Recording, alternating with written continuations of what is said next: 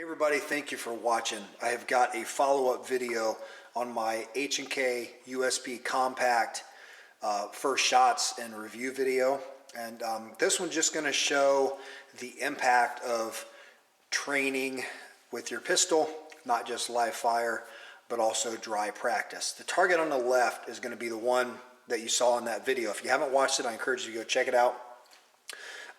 Great gun, the H&K USP. I really like this little gun, and I'm already looking for my next H&K. So basically the group in the chest area was about 8 inches from those rounds, and I shot 100 rounds, and it was through different ways. My back to the target, from concealment, low ready, high ready, did some Mozambiques, did some different drills, and so basically about an 8-inch target. If you look at the right side, this would have been to close out my first 350 rounds through the gun. Now I did those 350 rounds in about 9 days. I typically do not do that. As a matter of fact, I never do that. The most rounds I've shot in a pistol, through a pistol in a week, would be about 200 before, so 350 was way over what I usually do. I did it because I am absolutely 100% committed to becoming proficient with this double action trigger. And so the target on the right, the main focus of the rounds, still at about the hand size. Of course, there's going to be some flyers, but I'm not too concerned with an occasional now and then, as long as it's on target. So the one thing to notice about the target on the left versus the target on the right is the round concentration. If we look at this kind of bend line in the target, this would pretty much represent about the bottom of the chest down into the belly. And if we take that line and extend it across, we've got a roundabout on the line, and we've got 9 more below, okay? So we're looking at some gut shots here. In a self-defense situation, if a couple hit down in the belly, would I care? No. I want to put rounds on target, stop the bad guy from doing what he's doing. But if you look at the target on the right, I've got 1 round on the line and 1 below. So my grouping is pushed way up.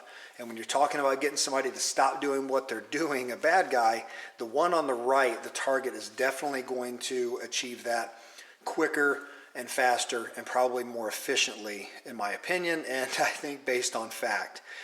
The cardiovascular system, obviously that upper chest, you know, with your heart, your lungs, your arteries, nerve bundles, all of the good stuff sits up high in the chest, and the target on the right definitely has a higher concentration up in the chest than the target on the left. So why is that? Well, I'm new to the double action trigger as far as using it a lot. I have shot them in the past, but I've just gone back to the striker fire trigger because it's easier. Let's face it, it's easier to learn one trigger pull.